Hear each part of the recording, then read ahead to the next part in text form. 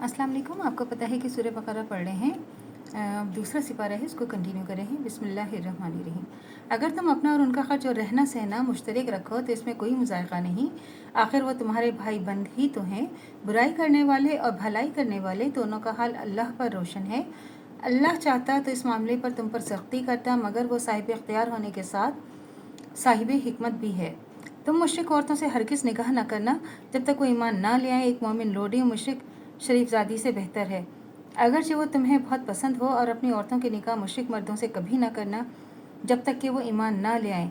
एक मोमिन ग़ुलाम मुश्रिक शरीफ से बेहतर है, अगरचे वो तुम्हें बहुत पसंद हो। ये लोग तुम्हें आग की तरफ बुलाते हैं और अल्लाह अपने अज़ान से तुमको जन्नत और मग़फ़िरत की तरफ बुलाता है। और अपने अहकाम वाज़ेह तौर पर अल्लाह लोगों के सामने बयान करता है। तवक्को है कि वो सबक लेंगे और नसीहत कबूल करेंगे। पूछते हैं कि हैज़ का क्या हुक्म है। कहो कि वो एक गंदगी की हालत है, इसमें औरतों से अलग रहो, इनके करीब न जाओ जब तक कि वो पाक साफ़ ना हो जाएं। यह है कि इस आयत के नज़ूल से पहले कुरान में यतीमों की जो हकूक़ की हिफाजत के मुतालिक बार बार सख्त अहकाम आ चुके थे, और यहाँ तक फरमा दिया गया था कि यतीम के माल के पास ना फटको। और यह कि जो लोग यतीमों का माल जुल्म के साथ खाते हैं, अपने पेट में आग से भरते हैं। इन शदीद अहकाम की बिना पर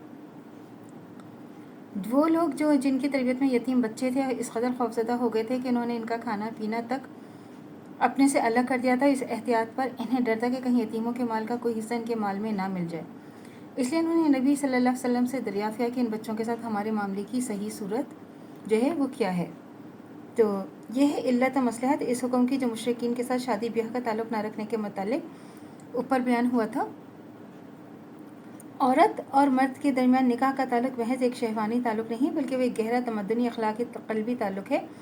मोमिन और मुश्रिक के दरमियान अगर यह क़ल्बी ताल्लुक़ हो तो जहाँ इस अमर का इम्कान है कि मोमिन शौहर या बीवी के असर से मुश्रिक शौहर या बीवी उसके ख़ानदान और आइंदा नस्ल पर इस्लाम के अक़ायद और तर्ज़ ज़िंदगी का नक्श सख्त होगा, वहीं इस अमर का भी इम्कान है कि मुश्रिक शौहर या बीवी के ख़यालात और तरीक़ों से ना सिर्फ मोमिन शौहर या बीवी अपने बीवी बल्कि इसका ख़ानदान दोनों की नस्ल तक मुतासिर हो जाएगी। और ग़ालिब इम्कान इस अमर का है कि ऐसे इज़वाज से इस्लाम और कुफ्र शिर्क की एक ऐसी माजून मुरक्कब इस घर और ख़ानदान में परवरिश पाएगी जिसको गैर मुस्लिम ख्वाह कितना ही पसंद करें मगर इस्लाम की तरह पसंद करने के लिए तैयार नहीं।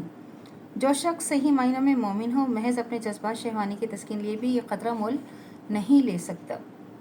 जो शख्स सही मायनों में मोमिन हो, वो महज अपने महज मुशरिकाना ख़यालात और तरीक़े परवरिश में ख़ुद भी नादस्ता अपनी ज़िंदगी के किसी पहलू में कुफ्र और शिर्क से मुतासिर हो जाए।